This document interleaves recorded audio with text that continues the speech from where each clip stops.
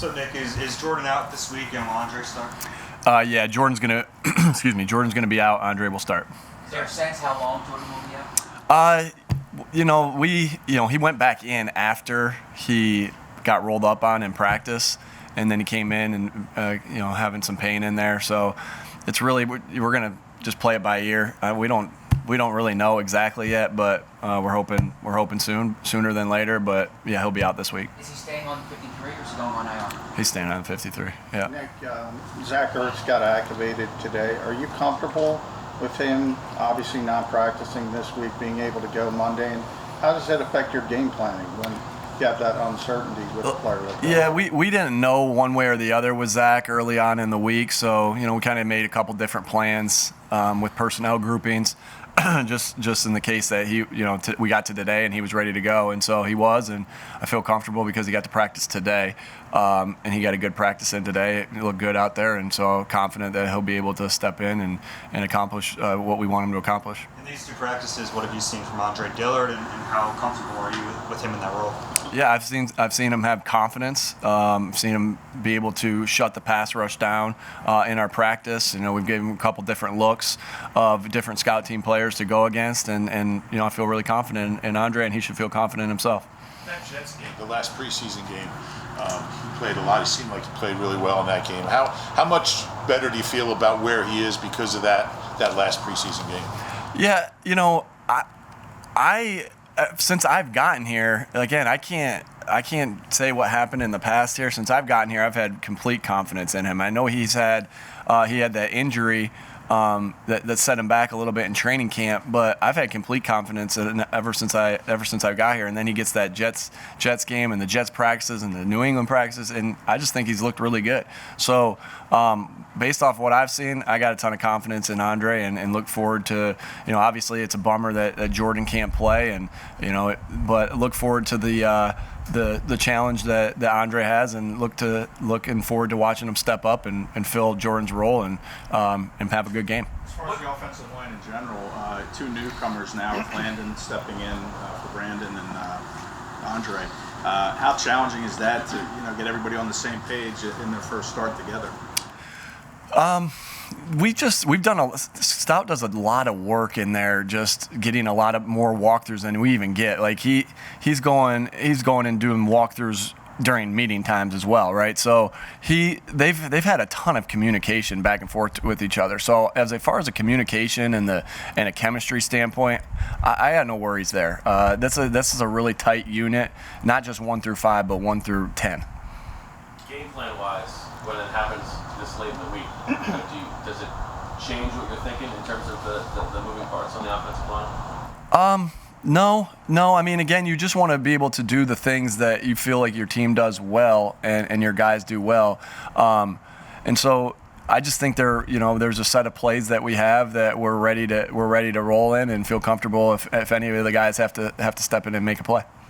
Is Dan Quinn still sort of that cover 3 guy that we all saw really before he got the Atlanta guy? How much has he changed over the years? He's changed. He's definitely changed, and we see some of the guys that he's been around, and seeing how he's changed throughout the years. I just think I got a ton of respect for Coach Quinn. I think he's a really good. I've heard he's just a top-notch person, first of all, from all the guys that have worked with him on our staff, and then just got a lot of respect for his defenses in general. They always play hard. They're always fundamentally sound, and I just think that's when their team's fundamentally sound. I always think that they're well coached. So a lot of respect for him, and he's done a good job with his scheme as well. It just a lot of good things that he does on defense. Relative to the rest of the league, we haven't seen a ton of pre-snap motion from the offense so far. What's the reason behind that? Sometimes you don't always. When you motion, I always want it to be for a reason, that you're seeing what the defense does from it. You either get an indicator of what the defense does. You put them in a position where they don't want to be in. I'm just not going to motion just to motion, though, just to make them go through checks, because then you're spending a little more time on motion, a little less time on on everything else. And so I just like to get up, get ready, get set, and motion when we need to motion. What are the challenges that this Dallas defense gives to you? I just think they got good I think they have good players at each level. I think Diggs is a really good player. I think the secondary has playmakers all over it. I think the linebackers. I've always thought Jalen Smith's a really good player. 55's a great. I think he's very productive. The rookie, he's playing well. He's explosive. He's fast, and so I just think when you have these playmakers and a tribute to the guys over there at Dallas, they've just done a good job of getting players in there. When you got playmakers at each level. I mean, that obviously, and then a good coaching by Coach Quinn. It just always presents challenges. Is Ronnie going to play? Ronnie will be out. Is he? I mean, he talked all throughout the offseason about wanting to be back for week 1. Now we're looking at week 4 at the earliest. Did he have a setback, or is it just moving slowly? How is he? I think he's been doing good. He's looking good. It's just again he's day to day here. So he didn't have a setback, nothing like that. Just he'll play when he's ready. When it comes to Parsons, they've kind of shifted him from linebacker to edge rusher after they lost to Marcus. Is that what you expect, or do you have a feel for how they're going to use him? We have to be ready for him to be at any spot, really, to be honest with you. We have to be ready for him to be at DN and where he's effective, or at linebacker where he's also effective. So, and there's a reason why he's a top 15 pick. He's a good football player. We got to be ready for wherever he lines up. That's not uncommon. There's been many defenses that move their good players around, whether it's by scheme or by necessity. So we just got to be ready to know where he is and handle him. We've talked about Quez's speed, obviously, a lot, but what else does he bring to your offense outside of that element? I think he's solid catching the football. He's got good, strong hands. He can go up and get the deep ball. I think we've seen that in practice quite a bit, where he just goes up and makes a play.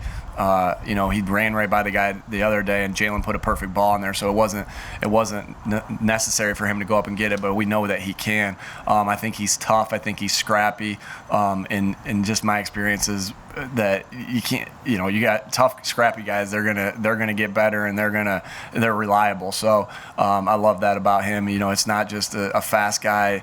Sometimes my experience with really fast guys is, I don't want to say it always, but sometimes the stereotype of them is that they're not tough or they don't catch the ball well. Well, that doesn't apply to Quez Watkins. I know your focus is all on Monday, but this is our first time kind of learning your schedule. How do you handle the short week that comes after in terms of advanced work from the staff, from the coaching staff, getting the players ready, things like that?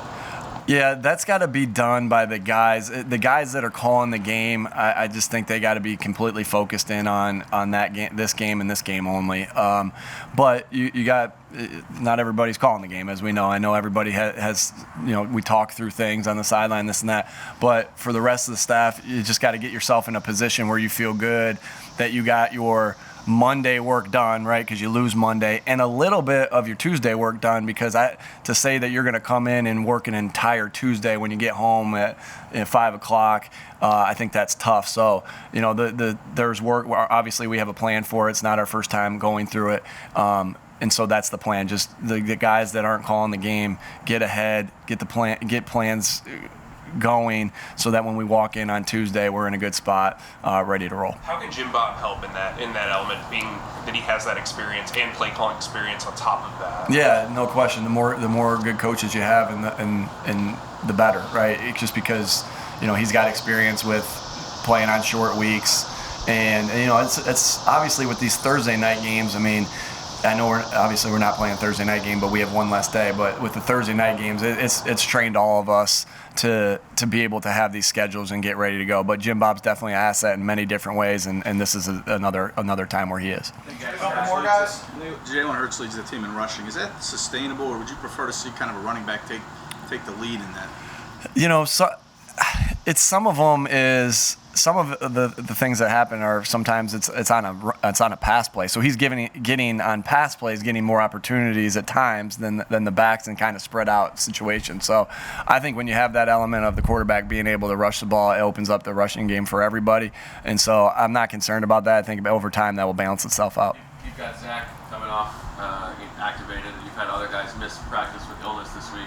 Some veteran rest days. What's your general level of comfort with guys who haven't practiced, knowing that they're going to be in the right spot and be able to execute? You know, we talk about practice all the time, of how important practice is to get yourself ready to play in the game. But you know, it's a long NFL season, and so at times it's case by case where it's like, hey, you know, it's counterproductive for him to practice. Well, we have so many walkthroughs and so many meetings, and really, this is the most walkthrough reps I've ever had as far as on a coaching staff. So I'm comfortable mentally, and just, you know, you get them out there and get some reps physically. I'm comfortable with that, of how they're, you know, prepared to get ready to play. I see you're decked out in 55 gear. What's the significance of that for you? Same thing. Just that, you know, just want them to. Obviously, we're losing a big part of our team, and just want him to know that we're still, he's still a big part of this, and we still need his leadership, we still need his energy, we still need his personality, and so we miss him, and just he wasn't out there at practice today, so I brought him out there with my hat and my shirt. Did he have his surgery yet, or is that scheduled? Or? I believe he left yesterday. He hasn't had it yet, though. Do you anticipate him being around in the building after? Whatever's best for him, as far as once he goes through the process of going through his rehab, and you know, just get himself ready to go next year. But yeah, the more we can have him around, the better.